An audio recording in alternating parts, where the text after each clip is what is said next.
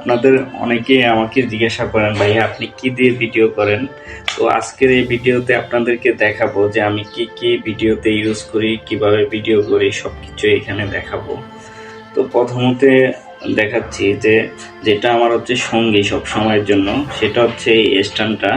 এটা দিয়ে সব দিকে ভিডিও করা যায়, যেমন হচ্ছে স্ট্যান্ড হিসেবে ইউজ করা যায়। তারপরে হচ্ছে এটা সেলফি স্টিক হিসেবে ইউজ করা যায়, যেমন হচ্ছে প্রথমে দেখাই।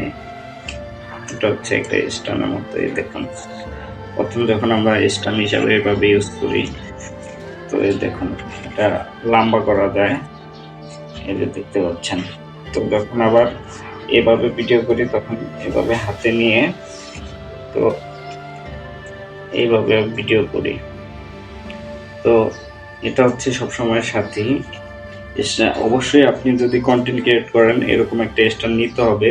অনেকগুলোর সামনে এরকম লাইট আছে, দেখা যায় রাতে ভিডিও করার জন্য, অন্ধকারে ভিডিও করার জন্য লাইট আছে, সেটাও দেখে নিয়ে নেবেন। তো এই স্ট্যান্ড চলে গেল। তারপরে আসে মাইক্রোফোন। তো এই হচ্ছে মাইক্রোফোন যেটা আমার, এটা হচ্ছে বয়া M1। দেখুন বয়া M1।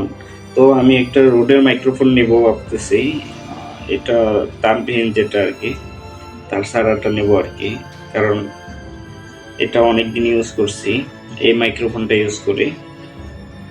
তো এরকম একটা আপনাদের যদি ওরকম বাজেট থাকে তাহলে রোডের একটা মাইক্রোফোন নিয়ে নেবেন, আর যদি না থাকে তাহলে বয়া এগুলো ইউজ করতে পারেন, এটাও খারাপ না।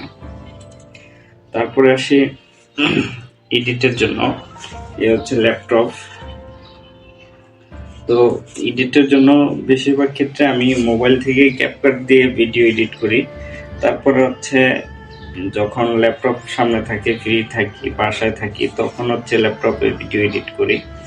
তো এই মোটামুটি। আর আমার রিং লাইট আছে, রিং লাইটটা এখন এখানে না, যার জন্য আমি দেখাতে পারতেছি না।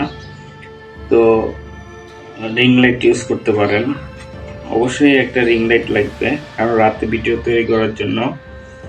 তো আমার ভিডিও তৈরি করার জন্য আমি এতটুকু জিনিস ইউজ